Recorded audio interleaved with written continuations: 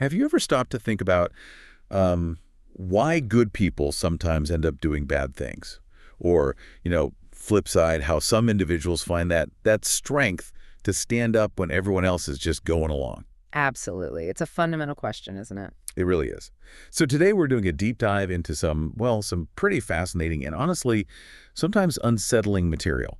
We've got psychological experiments that really shook things up. World-shaking, some of them. Yeah. And also practical leadership lessons, plus these incredible real-life stories of moral courage, especially from military contexts. Right. So our goal really is to pull out the key takeaways about that tricky balance between authority and responsibility. And that surprising pull of obedience, how strong that can be, Yeah. but also how you, listening, can maybe cultivate that inner resilience, that strength to act on your values. Exactly. And this is where it gets, I think, really interesting. We'll see how powerful situations can be, but also how individual moral strength, it can really shine through. So when we talk about these powerful forces, I guess we have to start with some of the big ones, maybe the most famous or infamous psych studies. Milgram has to be top of the list, right? Stanley Milgram, yeah, back in the 60s. Originally, he was trying to compare obedience in the U.S. and Germany, thinking about, the Nazi atrocities. Was there something different about Germans? But the U.S. results were so, shocking, he never even got to the comparison part. The setup, for anyone who doesn't know, had participants as teachers. Right, in a supposed learning experiment. And they had to give electric shocks, or they thought they were giving shocks to a learner for wrong answers.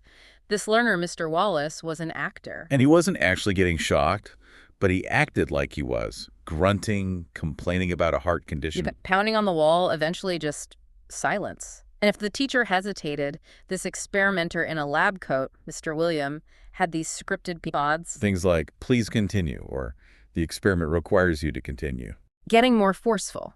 It is absolutely essential that you continue. And finally, you have no other choice but to continue. And the results, they're still chilling. Psychiatrists predicted maybe 0.1% would go all the way to 450 volts? A tiny fraction, but the reality, 65%. 65% delivered the maximum shock. And everyone, 100%, went to at least 300 volts. That's already a very strong shock. It is. And these weren't callous people. Milgram noted they showed huge distress, sweating, trembling, nervous laughter. Some even had seizures. Tormented, but they kept going. Which led Milgram to his big conclusion. Ordinary folks are surprisingly obedient to authority, even when it clashes hard with their own conscience. Especially when they feel like the responsibility isn't theirs anymore. Exactly. He called it the agentic state. You see yourself as just an agent carrying out someone else's orders. Your own personality kind of merges into the institution. That 65%, it just sticks with you. What do you think, looking back, were the biggest factors pushing people that far? Well, Milgram pointed to a few key situational things. The legitimacy, coming from Yale University, that carried weight. The lab coat, a symbol of authority. Right. Also, being physically separated from the learner. They heard him, but didn't see him directly for most of it. That creates a buffer. And the shocks increased gradually, didn't they? Yeah, step by step, 15 volts at a time. It creates this sort of slippery slope. Where do you draw the line once you've started? It's hard to find that point. It really underscores the power of this situation. And that brings us straight to another really controversial one, the Stanford Prison Experiment. Zimbardo, 1971. Also looking at situational power, initially funded by the Navy to understand conflicts in places like military prisons. They set up a mock prison, took psychologically stable college guys, and randomly made them guards or prisoners. And the guards got the whole uniform, batons, mirrored sunglasses, key for de-individuation, hiding their eyes. Prisoners were just numbers. And things escalated incredibly fast. The guards became abusive, psychologically tormenting the prisoners, stripping them, making them do push-ups, arbitrary rules, humiliation. It was shocking how quickly it evolved. Some prisoners had breakdowns within 36 hours. Prisoner 812, then 819. It was intense. And they had to shut it down early, yeah, right? After only 6 days instead of 2 weeks. Yeah, the brutality was escalating, parents were worried, and crucially, another psychologist, Christina Maslach, who later became Zimbardo's wife she visited, saw what was happening and challenged Zimbardo directly, told him he was getting lost in his role as superintendent. Zimbardo's initial take was basically, the situation made them do it. The roles, the environment, they overrode individual personality.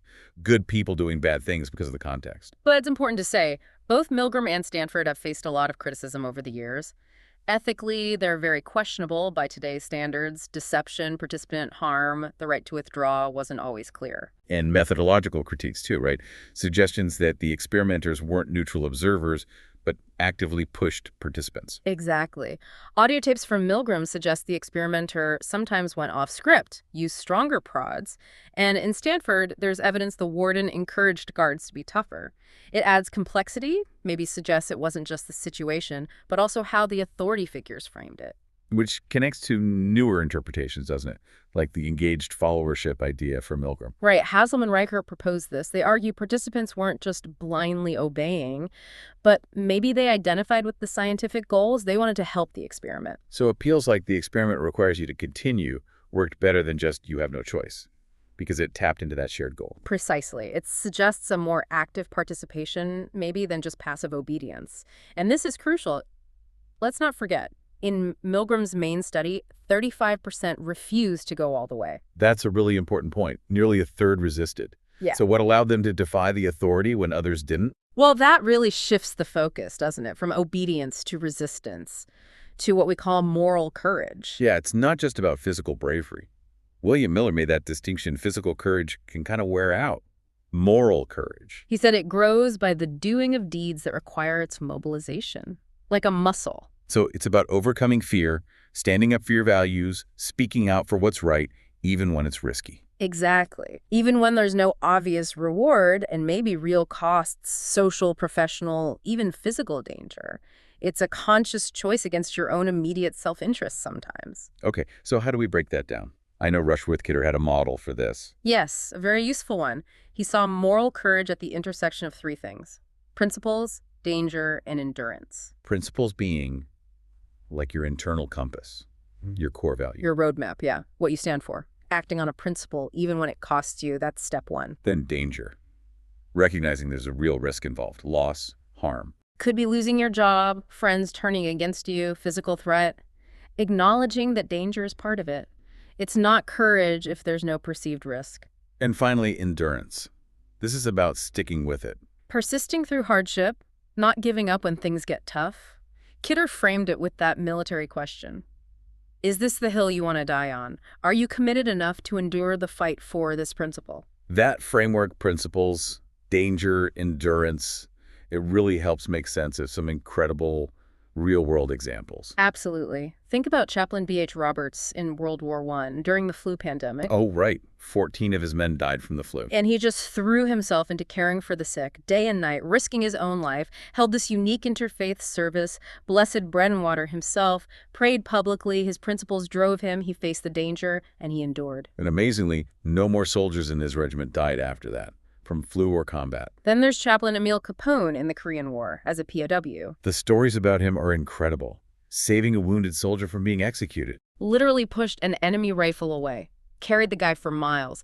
And in those horrific camp conditions, he kept ministering, shared food he'd stolen. Unwavering principle, immense danger, unbelievable endurance. And then Vietnam. The story of Private Sven Erickson and Chaplain Claude Newby. Yeah, that one's tough. Erickson witnessed his squad commit horrific acts against a Vietnamese woman, rape and murder. And despite being threatened, ridiculed, ostracized, because this stuff was tragically sometimes overlooked, he refused to participate. He held on to his principles. And eventually he confided in Chaplain Newby, who then faced his own moral test. Right, because reporting it to the CID, the investigators, actually went against CID instructions for confidentiality in that situation. But Newby did it anyway. He reported it up the chain, choosing justice over the immediate rule. And then, fulfilling his duty as chaplain, he continued to minister even to the perpetrators. Wow. Talk about navigating moral complexity. The courage to seek justice and the courage to still offer care. It's profound. And think about First Lieutenant Elsie Ott in World War II, the first air medevac mission.